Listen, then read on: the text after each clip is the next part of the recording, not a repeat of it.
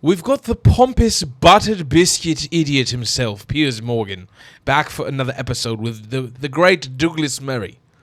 I'm Tyler Traveling Clyde, your favorite Zionist prince. Let's take a look at this baffling baboon, Piers Morgan, talk to a genius. Do you not feel that something has to give here, that this has to get resolved somehow, and that the only way to do that is, as with all these situations, you have to eventually compromise in some way? And the problem for Netanyahu is that people think he is completely incapable of offering Hamas any compromise, and therefore there is no deal. So the families of the hostages still there, and hundreds of thousands of protesters in Israel on the street to Tel Aviv right now, they are of the firm belief that it's his own intractable position on this, which is not going to allow any kind of ceasefire to be achievable. But there again, if I can say so, Piers, it's the same thing, which is the presumption that it's Netanyahu who is uncompromising. We end up with this, again, because Netanyahu is a democratically elected leader, and so it's assumed that some pressure can be brought to bear on him. In my view, it is not Netanyahu who's uncompromising. It's Hamas that's uncompromising. They could have handed back the hostages last October. They could have not done this. I mean, they could have tried to build a state since 2005, when Israel withdrew from the Gaza, and handed the place over to them. Hamas could have used the billions of dollars and pounds and euros that British and European and American taxpayers gave them since 2006. They could have used those billions of dollars to build up Gaza. They could have made a booming, in the good sense of the term, Mediterranean paradise. They could have created wealth for their people. But you know what they did? They built down instead of upwards. They built a tunnel network bigger than the London Underground for all of those years, and they squirreled away the money, just like Yasser Arafat did before them, and they made themselves rich. Why was Ismail Haniyeh worth billions of dollars? Why does Khalid Mashal, why is he worth billions of dollars? Why are their children like princelings who live in apartment complexes in Doha? Because they took the money of Americans and Brits and Europeans and they took it for themselves. Absolutely. And kept the people of Gaza in immiseration and poverty. There has been since 2005 a complete counterfactual of what could have happened. But the Hamas leadership didn't want that.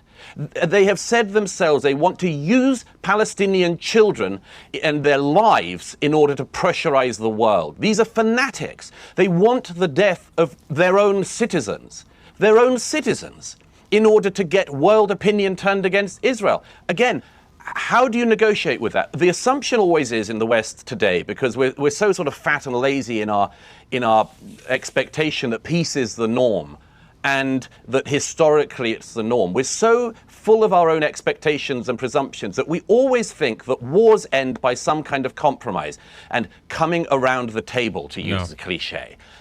They don't. Historically, most wars end because one side wins and one side loses. And one of the reasons, in my view, why there is this endless rounds of war in this region is because the Israelis are never allowed to win, and Hamas, in this case, are always allowed to draw. And I think that is simply to set up the precursor for the next conflict. If Hamas come out of this with a fighting capability, then there will be another round of this war in a couple of years. So when David Lammy and others say what we need to have is a peace deal, I'd say on what terms? Everybody wants peace except for Hamas and the fanatics. Everybody else wants peace. All of these people in the south, these kibbutzniks and the party goers and others who were murdered on the 7th, all dreamed of peace with their Palestinian neighbors and brothers and sisters. Who stopped that peace being possible? Hamas, from 2005 and again to this very day. Absolutely, 100% correct. I mean, we're beating a dead horse at this point, but this is absolutely true. If they wanted peace, they could have had it. If they wanted to build a society, they could have had it. Anything they wanted to do, they had every single opportunity. It was literally on when we left Gaza almost 20 years ago. There was nothing stopping Palestinian society from attaining greatness. And imagine the president, if Palestinians would have set up a flourishing, beautiful society that didn't want to murder Jewish people, that actually just built itself up. They built a Singapore. They built a rivaling economy. Imagine with the support of the Arab world, they could have rivaled Israel like this. They could have left Israel in the dust. They could have been the best and the greatest and the strongest and the smartest. They could have. And they could have opened the doors for normalization in the West Bank. They could have opened the doors for a massive Palestinian state. They could have undermined us in the most beautiful political strategic way. They could have coaxed us into wanting to become their partners. They could have had everything. But you have to understand something. It is not a coincidence why Syria, why Jordan, why Egypt, why Libya, Tunisia, why Lebanon, why the Yemen, why they look this way. There's no surprise why they look this way. It's not because of American imperialism and Western colonialism. That's not the reason why. The West colonized so many different places around the world that have increased and improved since then. It's because you have a degenerative culture in these places, a religion or an interpretation of a religion that is cancerous. And you have a society of people who rather treat themselves like baboons, rather behave like cave people, rather than progress into the future and work with their neighbors. You have a group of people that refuse progress. They refuse to integrate with the global community. They want to be Huga Buga. So then Huga Buga is what they get. When you go into the jungle and you approach a tribe of people that are undeveloped and they come at you with an arrow, you have a choice. You can lay down your arms and you can try to give them a gift and hope that they don't kill you, or you can get a bow and arrow as well, or a sword, and try to fight. You can also try to coax them with a gift one time. They strike you, you run away. Okay? At a certain point, if you want to go back into that jungle, or if you want to coexist in that jungle, you're going to have to fight back. And that's what you get. This is Huga Buga tribal warfare. You're fighting a tribe with another tribe.